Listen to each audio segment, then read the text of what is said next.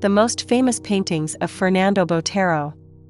In this video, we will see the most famous works of Botero, the most famous figurative artist of Colombia in the entire history of art.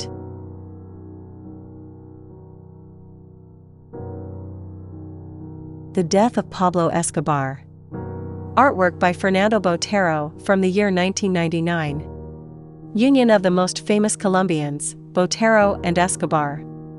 Colombia's most famous artist portrays Colombia's most famous criminal. It was a matter of time since Botero was a painter who in those years felt compelled to portray, with his particular style, recent Colombian and international history. And an incontestable historical fact of the 90s of the 20th century was undoubtedly the death of Pablo Escobar in 1993. The narco had been looking for and captured for months and was finally located. He was fleeing from the police through the rooftops of the city of Medellin. He was barefoot and weighed 100 kilos, an excellent model for Botero. It didn't take long for them to shoot him down. Years later, Botero, his countryman from Medellin, represents him in this work with a gigantic appearance, a Colombian Godzilla, just at the moment that a lead rain finishes him off. The style is pure Boterismo. Naive primitivism, reminiscences of Rousseau and Rivera, and excessive volume try, of course in the figure of Escobar, but also in the chaotic urban planning of the city, which seems frozen in the moment. The sky is covered with clouds, dense. In mourning, if we did not know the artist's opinions. Because although Escobar was a fan of Botero, the feeling was not mutual. Botero considered Escobar a repugnant criminal, responsible for thousands of direct and indirect deaths and for much of the political and social violence that his country suffered and still suffers.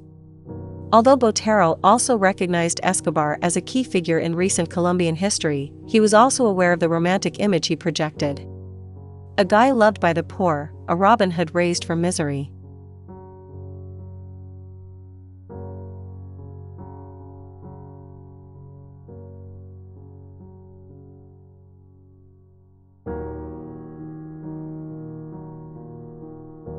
Woman eating a banana. Artwork by Fernando Botero from the year 1982. How not to talk about Botero in this week dedicated to food. In his figurative style, food is always present, in one way or another. Either for his still lives of tropical fruits, or for his portraits of people who are eating or seem to have eaten enough. Since its inception, Botero has resorted to costumbrista scenes, starring fat people or objects. The robust and monumental appearance of his characters is one of his hallmarks, and this feature of his work is recognizable even by a layman in art. Some already know this unique style as Boterismo. This is the case of this woman eating a banana, in which we are shown neither more nor less than what the title says. A woman is eating her banana, and in front of this resounding figure, a still life appears on the table with two more of these fruits, one very ripe and the other very green, both placed next to a glass of water. Is it perhaps the past and the future represented on that table, and the woman opts for the present?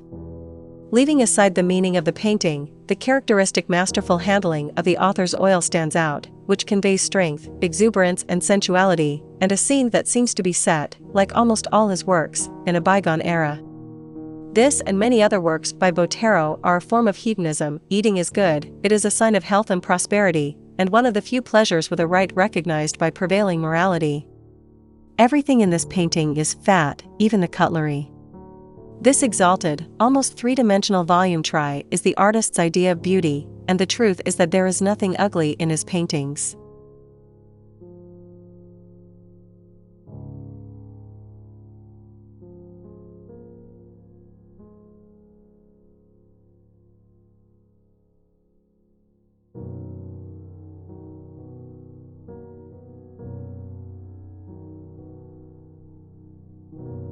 The Boy of Vallecas. Artwork by Fernando Botero from the year 1959. Accustomed to his universe populated by chubby and plump characters, it would be difficult for us to recognize in this work a plump brother of any of the characters painted or sculpted in any work by the master Fernando Botero. And it is that he, like many other artists, attended the art of the past with great admiration, reaching a deep understanding of it and proposing some reinterpretation of the history of art. Through this exercise, a good number of artists, such as Picasso, were acquiring their own languages. El Niño de Vallecas is the famous portrait of the jester Francisco Lascano, painted by Velázquez around 1636. When Botero presented this work, a version of that of the Sevillian genius, specialized critics unanimously qualified it with disqualifying adjectives such as ugliness or monstrous. However, these criticisms turned out to be positive for Botero's version since, unwittingly, they praised the author's pictorial skill, showing that despite his exaggeration and fine irony, there was an intelligent plastic interpretation of Velázquez's work. Rather than disparage the great master, Botero's interpretation reflects a profound admiration and respect for the Spanish genius. Botero worked mainly in the 1950s on a series of tributes to great universal painters.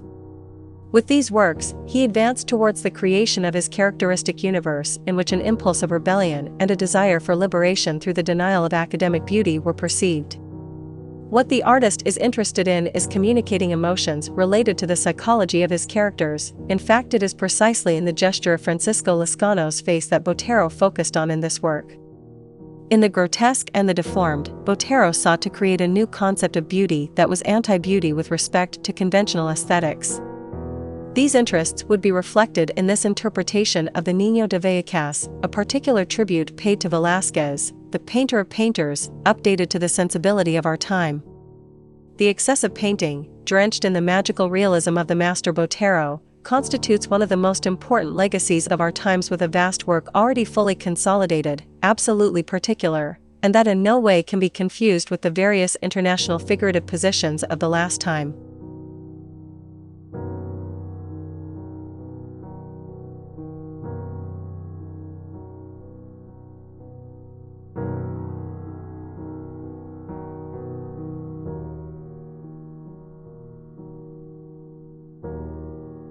Dancing in Colombia.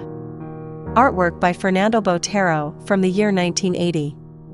Botero's obsession with painting fat people makes Rubens' figures look like anorexic models. All his characters, including Jesus Christ or La Gioconda, are always a few sizes too large. Here he paints a Colombian slum with cigarette butts and fruit on the ground, where an orchestra plays lively music. The red in the environment is the protagonist, and the figures fill almost the entire painting. Of course, everyone has weight. A tiny couple dances animatedly to the sound of the huge orchestra. Despite their volume, they dance gracefully and elegantly. The couple enjoys, but the musicians seem expressionless. His instruments are just as plump as the characters. By the way, it's strange that the string ones don't have strings.